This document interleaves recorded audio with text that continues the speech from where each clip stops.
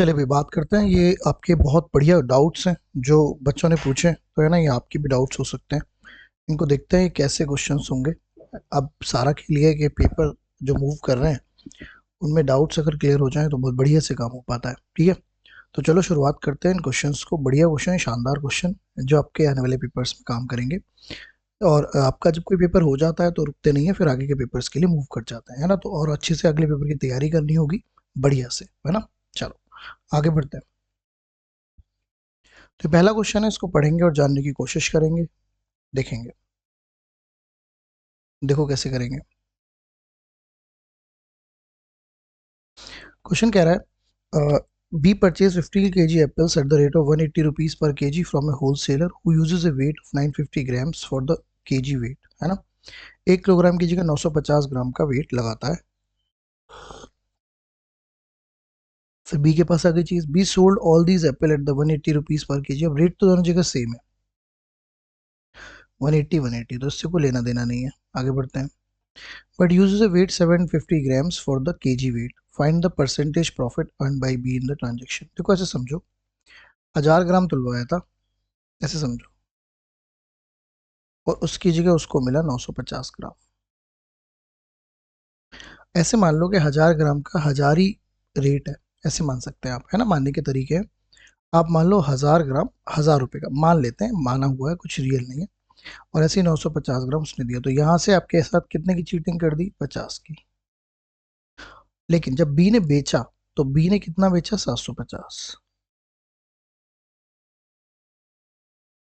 तो यहां से फायदा कितने का कमा लिया, 250 का। तो यहां से अगर देखा जाए तो 50 उससे कम में लेते और यहां से 250 का फायदा, तो ओवरऑल जो प्रॉफिट हुआ वो 200 का हुआ, है ना। लेकिन अब जब बी बेचेगा, क्योंकि बी 750 ग्राम ही तोलता है, तो बी की जेब से केवल 750 ग्राम ही जाएगा। जो कंपैरिजन होगा वो 750 से होगा इन 200, ये उसका प्रॉफिट है। मैं रिपीट कर देता हूँ। 1000 ग्राम था, मान लिया आपने 1000 ग्राम 1000 रुपए का, 950 उसने कम तोल कर लाया, 50 ग्राम वहीं से कम तोल कर लाया। ठीक है ना, मतलब उसको 50 ग्राम का नुकसान हो गया था। बट अब वो बोल के बेचेगा 1000 ग्राम, लेकिन उसकी जगह 750 ग्राम उसकी जेब से जा रहा है, बी की जेब से, तो बी की कंपैरिजन 750 से होगी। लेकिन यहाँ वो 250 का फायदा कमा रहा है, पहले 50 का नुकसान, तो उसे 200 का ही फायदा है ना। तो बस इसको सॉल्यूशन बना लेते हैं। 25 से 3 बार, 25 से 4 बार, 80/3, तो 3 दूनी 6, 6 आ गया, 20 आ गया, 3 6 18, 26.66%। तो इसका जो फायदा रहेगा वो कितना रहेगा, 26.6 या 6 7 भी इसको आप लिख सकते हैं। ये आपका राइट आंसर हो जाएगा। ठीक है ना, बढ़िया क्वेश्चन है, आता रहता है पेपर में, रिपीट होता रहता है। आपको प्रॉब्लम होगी इसमें करने में, तो ये आप कर सकते हैं ना। समझ आया फंडा। तो ये मानने के तरीके हैं, मानने के तरीके जो है आपको समझ लें, तब आप काम को बढ़ा सकते हैं। चलो इसको देखो। The ratio of income of A and B last year was 4:3 respectively. The ratio of the individual income of the last year and the present year is this. Is this if the ratio total income for the present year is 8.04 lakhs, तो आपको बताना है B की last year की income क्या थी। देखो सबसे पहले जो रेशियो दे रखा है 4:3 का, ए और बी का, ये लास्ट ईयर का रेशियो दे रखा है। LY का मतलब लास्ट ईयर, है ना। यहाँ से अगर मैं इंडिविजुअल बात करूँ ए की, है ना, तो ए की इनकम का लास्ट ईयर और दिस ईयर का रेशियो क्या दे रखा है, 3 और 4। मतलब ये बात ऐसे कर रहा है कि ए की और बी की लास्ट ईयर का रेशियो 4:3 है। अब ए जो इंडिविजुअल है उसकी लास्ट ईयर और प्रेजेंट ईयर, दिस ईयर का मतलब प्रेजेंट ईयर का जो रेशियो 3 4 है, और बी की लास्ट ईयर और प्रेजेंट ईयर का जो रेशियो है वो है 5 6, ऐसे। अब सारा खेल ये है कि इसमें जो लास्ट ईयर की वो है इनकम ए की, वो है 4, और यहाँ पर है 3। ऐसे ही इसमें बी की लास्ट ईयर की है 3 और यहाँ पे है 5, तो इनको इक्वल होना जरूरी है, क्योंकि ये तो दोनों ही लास्ट ईयर की है ना। तो इक्वल कैसे करेंगे बताओ, है ना। कॉमन क्वेश्चन है, आता रहता है, मैं रिपीट कराता हूँ। तो आपको ये लास्ट ईयर इक्वल करना है। लास्ट ईयर इक्वल करने के लिए आप ऊपर मल्टीप्लाई करेंगे 3 की, तो 3 की करेंगे तो ये हो जाएगा 3 चौक 12, और ये 3 3 9, ये ए और बी की लास्ट ईयर की इनकम हो गई है। अब ए की बात करते हैं लास्ट ईयर और दिस ईयर की। तो आपको यहाँ पे 4 की गुणा करनी होगी, 4 तिया 12, 4 चौक 16। तो ए की तो बराबर हो गई। अब सारा खेल है कि बी की कैसे बराबर करें, लास्ट ईयर और दिस ईयर, है ना। एक चीज ध्यान रखेंगे कि अब बी की नई इनकम 9 हो चुकी है और आपको उसको बनाना है 5। तो अब ऐसा तो नहीं करेंगे कि 5 की मल्टीप्लाई 9 में करेंगे, 9 की फिर तो वही, फिर इधर खराब हो जाएगा मामला। तो आप क्या करेंगे, इस 5 में मल्टीप्लाई करेंगे 9/5 की, और इस 6 में मल्टीप्लाई करेंगे 9/5 की। देखो अब दोनों की लास्ट ईयर इनकम बिल्कुल सेम हो चुकी है, समझ में आया। तो इसमें 9/5 की आप मल्टीप्लाई करेंगे जिससे कि उनकी इनकम सेम हो जाए। अब इनकम अगर सेम हो गई है तो दिस ईयर की इनकम इसकी 16 और इसकी ईयर ही, तो ये आपकी प्रेजेंट ईयर की रेशो आ गया 16 और 54/5। चाहो तो 2 से कट कर लो, तो 40/27 आ गया। देखो यही आएगा, कुछ और आएगा, ठीक है। अब आपके हिसाब से जो टोटल यहाँ से सम आ गया प्रेजेंट का, वो आ गया आपका 67, है ना। और 67 की वैल्यू 8.04 लाख है। मैं यहाँ पे कर देता हूँ। ये वाली वैल्यू आई है आपकी 67 और इसकी वैल्यू 8.04 लाख। इसको ऐसे कर लूँ, 4 से कट कर लूँ, और 4 से 25, इससे 3 बार पूरा कट जाएगा ये। तो 1 की वैल्यू आ गई 3/25। लैक्स में चल रहा है, ध्यान रखना। ये वैल्यू पूछ रहा है income, then the income of B last year was. अच्छा, बी की इनकम लास्ट ईयर पूछ रहा है। तो बी की इनकम लास्ट ईयर निकालने के लिए आप इसमें किसकी मल्टीप्लाई कर दीजिए, 3 की मल्टीप्लाई कर दीजिए, तो यह आ जाएगा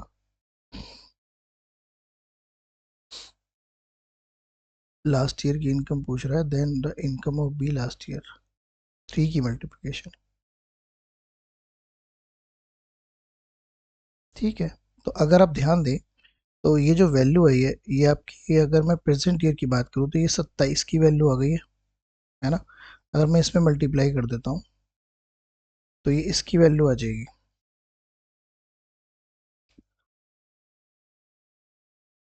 3/25 आ गई ना। ठीक है,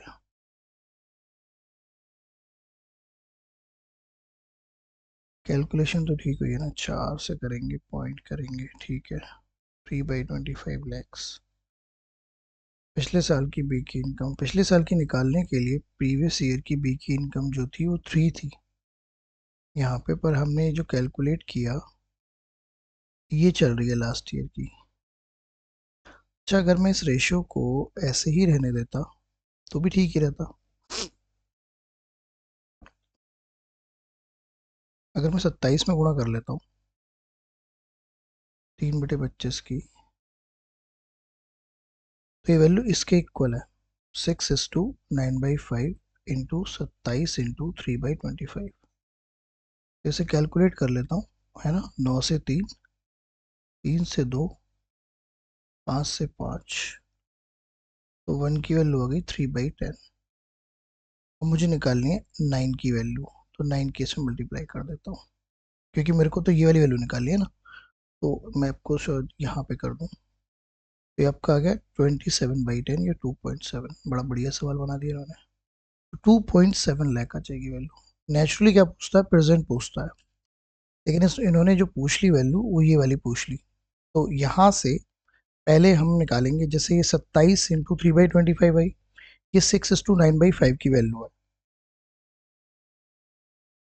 तो आपके पास जो 1 की वैल्यू आई वो 3/10 आई, तो वैल्यू तो मुझे इसकी निकालनी थी ना, लास्ट ईयर वाली की, इसकी। तो इसकी वैल्यू निकालनी है, तो वो काम करना है। तो बड़ा बढ़िया सवाल है, नेचुरली, है ना, कर लेंगे। ये तो डाउट्स है। ठीक है, चलो आगे बढ़ते हैं, इसको देखते हैं, पढ़ो और जानो। बताओ कैसे करोगे।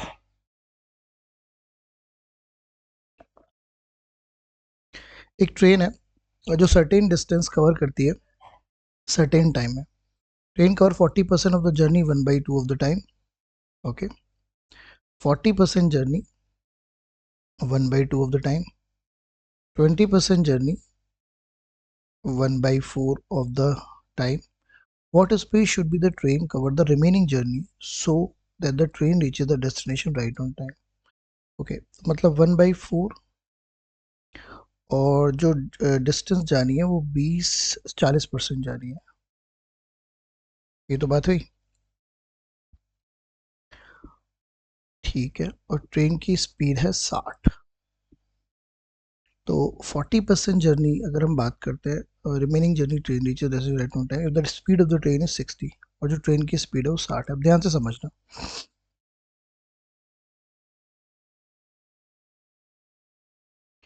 ठीक है। अब अगर हम बात करते हैं, सबसे पहले तो जर्नी की बात करते हैं। तो जर्नी, अब अगर हम मान लो अगर इतनी ले लेते हैं 40 20 और 60, 40 20 और ये, तो इसके हिसाब से सबसे पहले आप क्या करो, आप इनका एलसीएम ले लो, है ना। तो एलसीएम तो खैर 40 ही आ जाएगा, उसमें कोई दिक्कत नहीं है। अब ऐसा करो, एक ऐसी डिस्टेंस मान लो, है ना, 120 किलोमीटर मान लेते हैं। 120 में से 100 भी मान सकते हैं, लेकिन आपको कुछ अच्छा ऐसा करो, मैं बताता हूँ क्या करो। देखो यहाँ से आप टोटल टाइम ये मान लो कि 4 है, क्योंकि 1/2 1/4 ही चल रहा है, इनका जो एलसीएम आएगा टाइम का 4 आएगा। तो उसके हिसाब से आप 240 टोटल डिस्टेंस मान लो।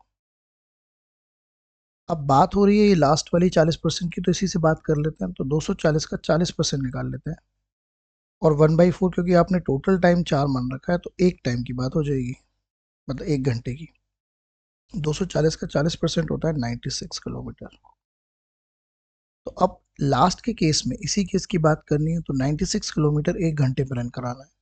तो ट्रेन की जो बेसिकली स्पीड होनी चाहिए वो क्या होनी चाहिए, 96 किलोमीटर पर आवर। इतनी स्पीड होनी चाहिए अगर उसको राइट ऑन टाइम पे पहुंचना है। एक्चुअली हमने क्या करा, 1/2 1/4 1/4 इतना टाइम आपका लग रहा था, ठीक है ना। तो हमने क्या करा कि टाइम को मान लिया 4, अगर उसकी 60 की स्पीड है तो नेचुरली वो 240 किलोमीटर का डिस्टेंस कवर करती होगी। 40 में से पहले 40% उसने आधे घंटे में कवर करे, 20% उसने 1/4 में कवर करे। अब जो बच गया डिस्टेंस वो 96 किलोमीटर बच गया, अब उसको 1 घंटे में कवर करना है क्योंकि 1/4 टाइम है, समझ में आया। तो 1 घंटे में अगर कवर करना है तो उसकी स्पीड को 60 रखो, सॉरी 96 किलोमीटर पर घंटे, 60 से उसको बढ़ाना पड़ेगा, 96 पे लाना पड़ेगा। तो बड़ा बढ़िया सवाल है ये, जो नेचुरल नहीं लगता बट समझना पड़ता है, ठीक है। चलिए, ओके, इसको देखो। Some fruit are bought at 15 for 140 and equal number of fruit at 10 for 120। ठीक है, तो कुछ आपने 15 140 के खरीदे, और कुछ आपने 10 120 के खरीदे, है ना। और सभी को 132 पर डोजन के हिसाब से बेच दिया। तो 12 रुपए तो इधर आएंगे, सेकेंड, रुपए तो इधर आएंगे, नहीं तो आपके क्या थे, फ्रूट्स थे, ओके। और 12 आपने बेच दिए किस हिसाब से, 132 के हिसाब से। सबसे पहले इनको इक्वल करना होगा, ठीक है ना। तो ऐसा करता हूँ, ऊपर 3 की मल्टीप्लाई कर लेता हूँ, 2 की, और नीचे 3 की कर लेता हूँ। तो ये आपके हो गए 30, और इधर भी 2 की होगी, तो ये 280। इधर कर लेता हूँ 30, बराबर करने होंगे आपको ना। आपको ये जो क्वांटिटी है इक्वल करनी होगी। तो 2 की मल्टीप्लाई पूरे में होगी, ऐसी 3 की मल्टीप्लाई पूरे में होगी। तो ये आपका हो गया 360। अब अगर देखा जाए तो टोटल क्वांटिटी हो गई 60, और यहाँ पर जो रेट हो गया 640 का हो गया, ठीक है ना। अब बात को समझते हैं। अब आपने इसको बेच जो दिया वो बेच दिया 12 के हिसाब से 132, तो इसको भी 60 कर लेते हैं, 5 की गुणा यहाँ, 5 की गुणा यहाँ। तो ये भी हो गए 60 बेचने वाला सिस्टम, और 5 की मल्टीप्लाई कर लेते हैं, 660। तो आपने 60 660 के बेच दिए। तो ये सीपी था, ये एसपी था, 20 का डिफरेंस आ गया, प्रॉफिट आ गया 640 पर, और इंटू 100। 0 से 0, 2 से कट कर लेते हैं, 4 से कट कर लेते हैं, तो 3 1/8%। तो आपका जो प्रॉफिट परसेंटेज आएगा वो कितना आएगा, 3 1/8%। तो सारा खेल इसमें यह है कि जो क्वांटिटी खरीदी गई थी उनका इक्वल होना ज़रूरी है ना। और फिर जो बेच रहे हैं, क्योंकि आपने पहले इनको इक्वल किया, तो टोटल वैल्यू जो आपके पास बनी क्या बनी, 60, और फिर आपने इनको बेचा। तो ये तरीका आपको जानना पड़ेगा। बढ़िया क्वेश्चन है, शानदार क्वेश्चन है, कॉमन क्वेश्चन है जो पेपर में आते ही रहते हैं। ठीक है, चलो आगे बढ़ते हैं। In a mixture of 6 liter of milk and water, the water content is 15%. How many liter of water must be added to increase water content? The new mixture is 20%. तो आप सबसे पहले बताइए आप मिला क्या रहे हैं। How many liter of water must be added? हमेशा ध्यान रखना कि जो चीज़ क्वेश्चन में जो भी चीज़ आप मिला रहे होते हैं वो तो चेंज हो ही रहा है, आपको पकड़ना है उसको जो चेंज नहीं हो रहा है। अब बात को समझते हैं। 6 लीटर कंटेंट है, उसमें 15% वाटर है, वाटर मिला रहे थे ना आप, तो 15% वाटर है, तो 85% क्या रहा होगा, मिल्क। अब जब आप मिलाएंगे इसमें कुछ, तो एक न्यू मिक्सचर क्रिएट हो जाएगा। पहले मैं आपको पूरा डायग्राम बना देता हूँ। देखो, ये समझो कि 60 मिक्सचर था, उसमें वाटर है 15%, तो मिल्क होगा 85%, है ना। इसमें आपने मिल्क मिलाया, एक न्यू मिक्सचर बन गया होगा, और उसमें जो वाटर कंटेंट है वो 20% है, तो मिल्क कंटेंट 80% रहा होगा। ठीक है ना। आपका मेन कंसर्न है कि आपको मिल्क को पकड़ना है, तो 60% में मिल्क का परसेंटेज है 85%, और एक नया मिक्सचर जो बनेगा उसमें मिल्क का कंटेंट है 80%। परसेंट से परसेंटेज खत्म, जीरो से जीरो खत्म, 2 से 3, 2 से 4, मल्टीप्लिकेशन कर लेते हैं और इसको 4 से भाग कर देता है, तो ये आपका आ गया 63.75। अब नया मिक्सचर आया 63.75, और पहले था 60, तो इसमें से अगर मैं 60 माइनस कर देता हूँ तो आपकी मिलाने वाली वैल्यू आ जाएगी, और आपने क्या मिलाया था, मिल्क। तो आपने 3.75 लीटर क्या मिलाया होगा, मिल्क, जो कि आपके इस क्वेश्चन का राइट आंसर है ना। तो इस तरीके से इस क्वेश्चन को डील करना है। ये काफ़ी कॉमन सवाल है जो आता रहता है पेपर में, जो आपको समझना है। ठीक है, चलो आगे बढ़ते हैं, इसको समझते हैं। टू ट्रेन हैं इक्वल लेंथ की, take 15 second and 24 second to cross a pole. If these train are moving in the same direction then how long will they take to cross each other. देखो, दो train है, length दोनों की equal है। एक train ये रही,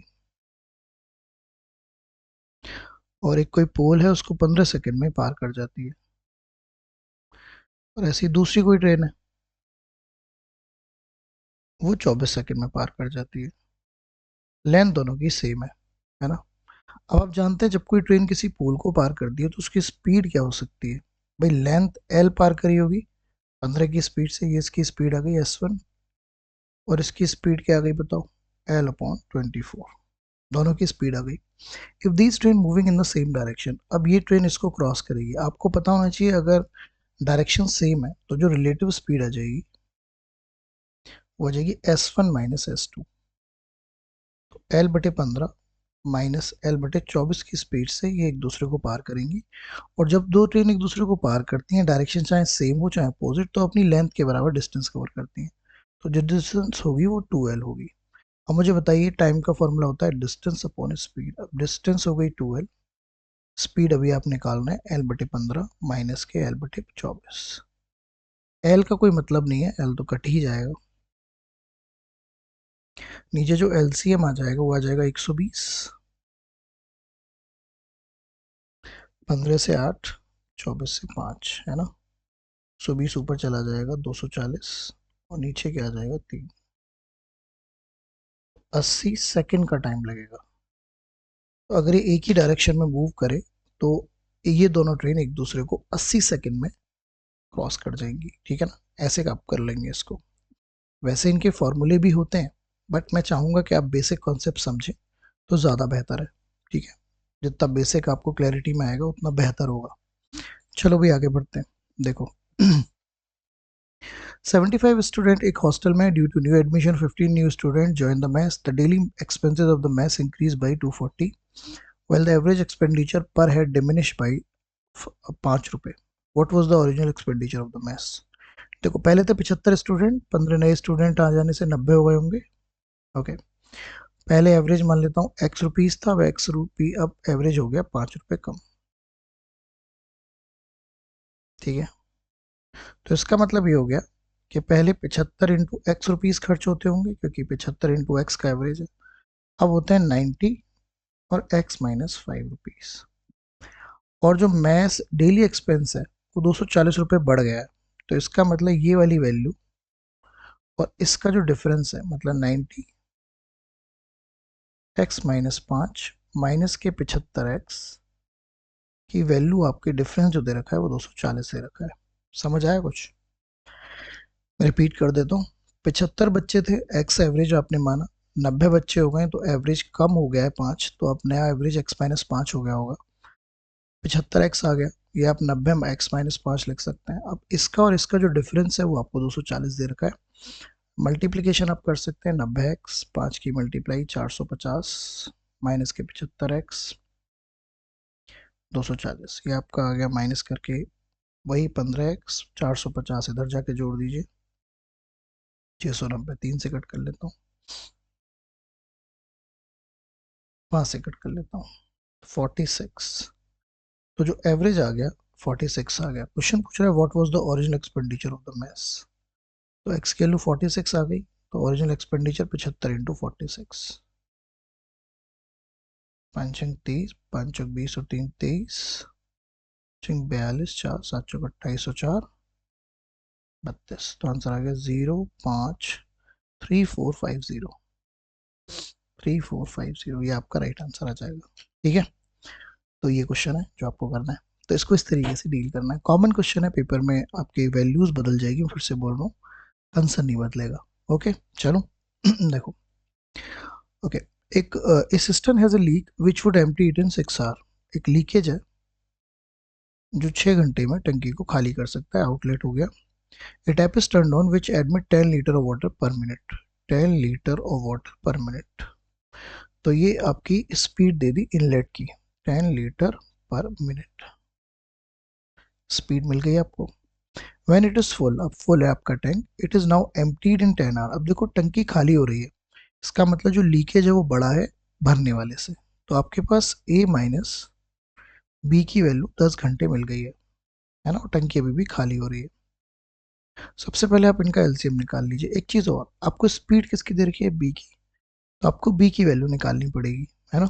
LCM क्या आएगा, 30, 6 से 5 और 10 से 3,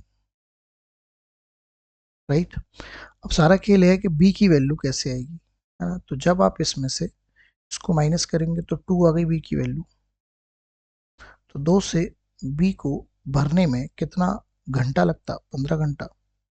अब इस स्पीड का क्या मतलब है, इसका मतलब है 1 मिनट में 10 लीटर पानी। 15 घंटे को आपको पहले मिनट में बदलना पड़ेगा और फिर आप मल्टीप्लाई करेंगे, तो 10 इंटू 15 इंटू 60, तो 9000 लीटर। यही आपकी टैंक की क्या हो जाएगी, कैपेसिटी। अगर बी 9000 लीटर फेंक पाता है 15 घंटे में, तो टंकी को भर पाता है, तो 9000 लीटर आपके इस क्वेश्चन का राइट आंसर बन जाएगा। ठीक है, चलो आगे आगे बढ़ते हैं, पढ़ो। A candy shop owner buys 3 kind of candies, red blue and green. ठीक है, रेड ब्लू और ग्रीन, है ना। Red candy are purchase 3 for 15। Okay, 3 15 रुपए की। अच्छा ऐसे कर लेते हैं, 3 फॉर 15 ऐसे रख देते हैं, यहाँ पे क्वांटिटी की बात कर लेते हैं, 3 फॉर, और यहाँ पे कॉस्ट की बात कर लेते हैं 15 रुपीज़ की, है ना। ब्लू कैंडी 4 फॉर 18 और ग्रीन कैंडी 5 फॉर 22, ऐसे हो गया। He mixes then in the ratio 1:1:1:2। अच्छा इनका रेशो भी दे रखा है, तो रेड ब्लू और ग्रीन का रेशो है 1:1:2। तो ऐसा करते हैं, एक एक की वैल्यू निकाल लेते हैं। अगर 3 15 की है तो एक कितने की होगी, 5 की। 4 अगर 18 की है तो एक होगी 4.5 की, और ये है 5 24 4.4 की। ठीक है, अब क्वेश्चन पूछ क्या रहा है, अगर सभी को 2 रुपये सेल कर दें 2 कैंडी फॉर 10, तो पहले निकाल लेते हैं। अगर एक कैंडी 5 की है तो यहाँ से सीपी कितना आ गया, 5 रुपये। एक कैंडी है तो यहाँ से सीपी आ गया 4.5 रुपीज़। यहाँ पर अगर एक कैंडी की 4.4 है तो 2 की होगी 8.8। तो यहाँ से टोटल सीपी आ गया, आप इनको ऐड कर सकते हैं 9.5, इनको ऐड कर लेते हैं 9.5 और 8.8, 18.3 आ गया। लेकिन कैंडी हो चुकी हैं 4। अब मुझे बताओ, अगर 2 कैंडी 10 रुपए की आप बेचते हो, 2 कैंडी आप 10 रुपए की बेचते हो, तो 4 कैंडी आप 20 रुपए की बेचोगे, तो ये आपका आ गया एसपी। तो आपके पास सीपी भी है और आपके पास एसपी भी है, तो आपको फायदा हो रहा है 1.7 का। और किस पर, 18.3 पर, इंटू 100। 1700 को 183 से डिवाइड करना है। कितनी बार जा सकता है, 9 टाइम्स। ये 27, 2 नौटे 72 और 2 74, 7 9 और 7 16। आपका बचा 53 पॉइंट, लग गया 0, 3 नहीं 2 बार। हाँ तो यही आंसर हो जाएगा। प्रॉफिट तो हो ही रहा है 9.29, क्योंकि लॉस तो हो नहीं रहा, तो लॉस वाले तो ऑप्शन ही नहीं है, तो ये आंसर हो जाएगा। तो 9.29% आपका राइट आंसर हो जाएगा। ठीक है, तो इस तरीके से आप इन क्वेश्चंस को डील करोगे। बढ़िया सवाल है, इनको देखो और समझो। ठीक है, चलिए मिलते हैं आपसे नेक्स्ट वीडियो में शानदार तरीकों से। और बढ़िया से पढ़ाई करो, शानदार तरीके से करो, तभी काम बन सकता है। All the best, take care, bye bye for now.